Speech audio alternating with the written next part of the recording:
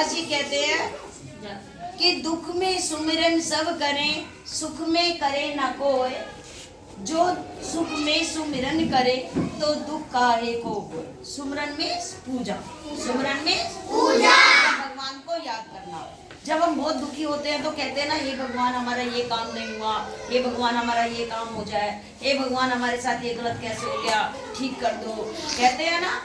लेकिन यदि हम दुख में भगवान को याद करते हैं तो हमें सुख में भी भगवान को याद करना चाहिए, क्योंकि यदि हम सुख में भगवान को हमेशा याद करेंगे तो हमारे जीवन में दुख आएगा ही।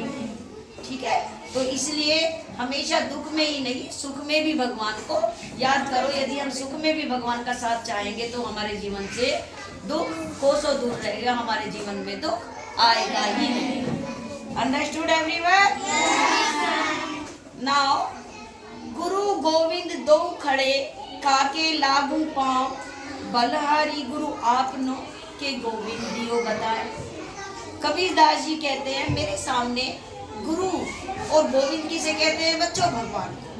गुरु और भगवान दोनों ही मेरे सामने खड़े हैं, तो मैं किसके पैर पहले छूं? तो कबीरदास जी कहते हैं कि मैं तो सबसे पहले अपने गुरु के ही चरण स्पर्श करूंगा, क्योंकि गुरु ने ही मुझे भगवान के बारे में बताया।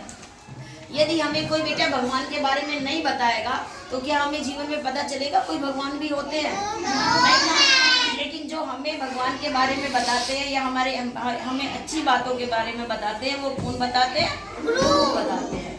तो गुरु से ही मुझे भगवान का ज्ञान हुआ है, तो इसलिए सबसे पहले मैं गुरु के चरण छूऊंगा।